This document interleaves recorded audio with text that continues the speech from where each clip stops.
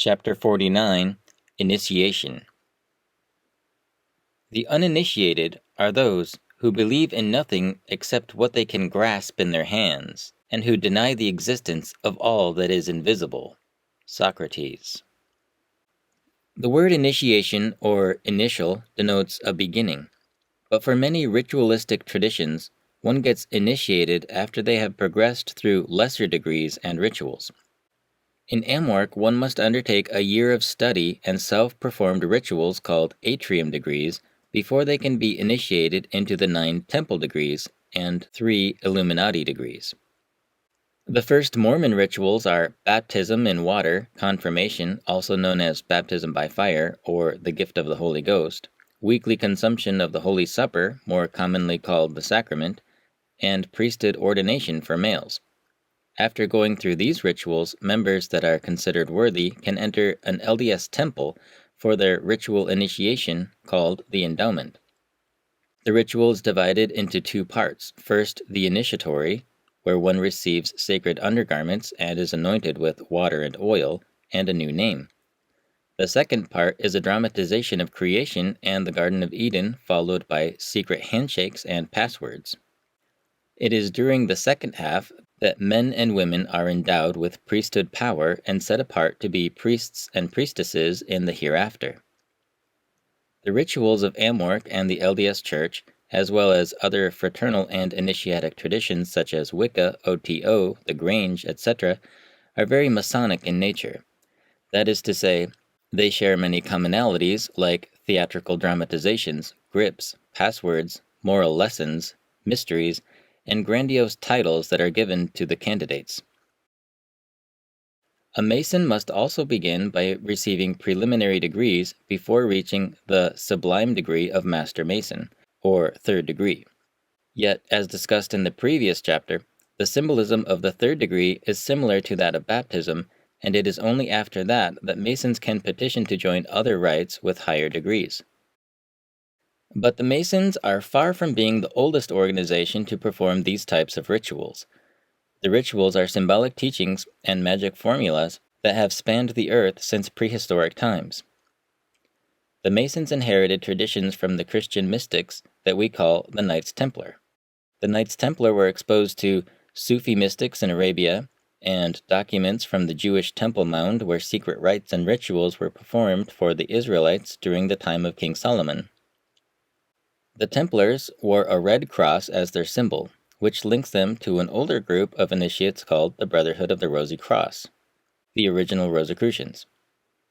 The founder of the Rosicrucians was Christian Rosenkreutz, who traveled the world to learn what secret wisdom he could from older mystery schools. With accumulated knowledge from Turkish, Arabic, and Persian mystics, Christian brought closely guarded secrets of alchemy, medicine, and other sciences together and started his own secret society. A millennia before Rosenkreutz, there was a Grecian named Pythagoras, who also traveled to faraway lands to be initiated into their mysteries. After returning to Greece from Egypt, Pythagoras began his own school, which required pupils to undergo a year of silence and to listen to lectures from Pythagoras behind a veil before they could be initiated. Pythagoreans studied music, geometry, the immortality of the soul, and other natural sciences. Luckily, the sciences are talked about openly in our times. One of the reasons for the secrecy is that the average person is afraid of the unknown, and when people are scared, they can be violent. Another is that we must learn one step at a time. We can't take a course in literature if we have not yet learned the alphabet. So while the general public may be stuck at a rudimentary level, a minority of deep thinkers could gather to share ideas without blowing people's minds. Another reason for secrecy has been corrupt governments that maintain control by keeping the masses ignorant. During the Inquisition, you would be killed if you were found to be a member of a secret society. Thus the blood oaths of secrecy that made their way into Masonic and Mormon rituals. The lesser mysteries before initiation serve to make sure that a candidate is ready to receive the greater mysteries, and that they will be faithful in keeping the secrets of the order. The secrets that Pythagoras gathered came from yet older mystery religions. Those early religions claimed to receive their knowledge from the gods, and we have reason to believe them. Throughout history, people have come together in small groups to study the mysteries of the universe, while the mass majority focuses on the mundane and vain things of the world. And this still seems to be the case today. But when it comes to out-of-place artifacts, like the Baghdad Battery or Mayan space observatories, we are dealing with more than philosophical ideas. People had scientific technology that was thousands of years ahead of their time. So either time travelers brought knowledge to the past, or it was from the gods. The initiatic traditions, both old and new, are all connected, like a spider web, that leads back to the beginning of our current human race. Masonic legend claims Solomon's Temple as their origin.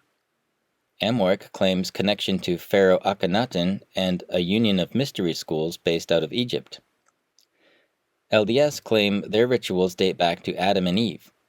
And they are all right, because of initiates like Rosenkreutz, Pythagoras, and Jesus, who was initiated in the mysteries of Judea, Egypt, Arabia, and India. The schools have always been more or less in contact. A channeled account of Jesus' Egyptian initiation can be found in the Aquarian Gospel of Jesus the Christ. In a previous age, humans reached great heights, greater than we now enjoy, and they dwelt among the gods. Now they are gods, and they have left the face of the earth. What remains of their cities puzzles those willing to study them objectively. Like the Masons' lost word, their advanced technologies are lost to us.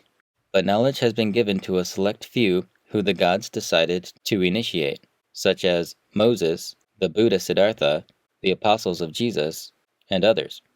Subsequent to being visited by gods, these people accomplished miraculous feats. They healed the sick, turned water to wine, and lead to gold. They even raised the dead. Then again, modern physicians raise the dead every time a patient is resuscitated from a flatline. There are also ancient legends of lamps that would burn eternally without fire, but today we have solar-powered lights that give off light 24 hours a day. The seeming magic and miracles of enlightened beings or sages are merely science that we cannot yet explain. Knowledge is power that can be used for good or bad. The same powers that can provide free energy or cures for diseases can also be weaponized and used destructively. Many of us are not ready for such knowledge, but the human race is advancing rapidly anyway, and it seems that we are destined to either destroy ourselves or enter a new age of enlightenment. It has been foretold that an era of peace will come, and the gods will return and aid us in our progression, so we can be optimistic about the future. Speaking of New Age, in the Theosophical teachings of Helena Blavatsky, Rudolf Steiner, the Rosicrucian Fellowship, and the like, the term initiate is used for those enlightened persons that have been visited by the Ascended Masters, or the Great White Brotherhood. As opposed to a hazing at a local frat house or sorority, or even to participate in religious temple rituals, to be initiated means to be instructed personally by the gods. This is what St. Peter called having one's calling and election made sure. One is elected by the gods to join with them in guiding humanity. Groups such as the Sufis think that they have a corner on this market, but the gods can initiate whoever they see fit. Many Mormons believe that in order for one to have their calling and election made sure, the president of the church will call them to a temple where they will meet face to face with Jesus in the Holy of Holies. Disappointingly, however, the LDS ritual for this involves an old guy in a suit washing your feet and assuring you that you have a good position reserved in the next life. Peter was initiated on the Mount of Transfiguration, Moses on Mount Sinai. For the Book of Mormon prophet Nephi, it occurred on a mountain in Arabia. After being brought into the mysteries by a god, those initiated then propagate the teachings to others that they deem worthy. In Egypt, people were initiated in temples. According to some occultists, one would enter a tunnel under the Sphinx and work their way to the chambers of the Great Pyramid to be initiated into the ancient mysteries of Egypt. Greek mysteries were taught in caves. All the mystery schools had rituals dealing with life after death. And as we discussed in the chapter on tokens, many of the symbolic body gestures are the same among the various schools. Holding the arm out at a 90-degree angle, for example, may seem at first to belong only to Masons, as the square is a tool used by operative masons, but the sign is seen as a sign of the gods in Egyptian hieroglyphics, Indian sculptures, and Mesopotamian statuettes. In other words, they are universal signs. Our current initiatic traditions may not contain all of the ancient mysteries in one body, but they are definitely connected. Joseph Smith endeavored to restore the ancient rituals of the past, and while it is uncanny how well he did with what he had, the symbolisms are either vague or entirely devoid of meaning due to the fact that they are not explained or talked about. In this day and age of information, there may not be a need for mystery schools. Humanity has a plethora of information at their fingertips to draw upon.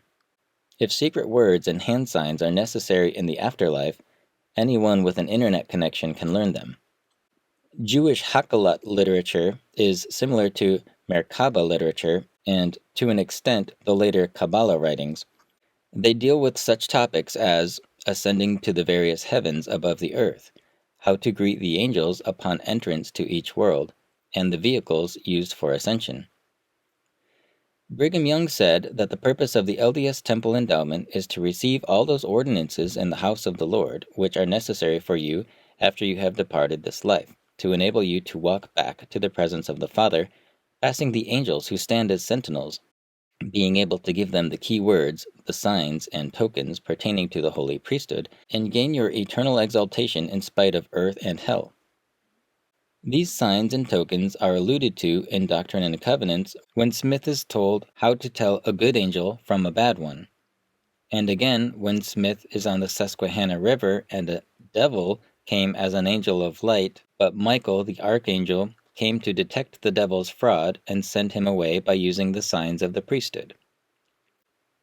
Life has many mysteries, and one could say that we are all enrolled in the mystery school of life. But the great initiation, according to some mystics, is received when we pass away from this mortal life to the spirit realm.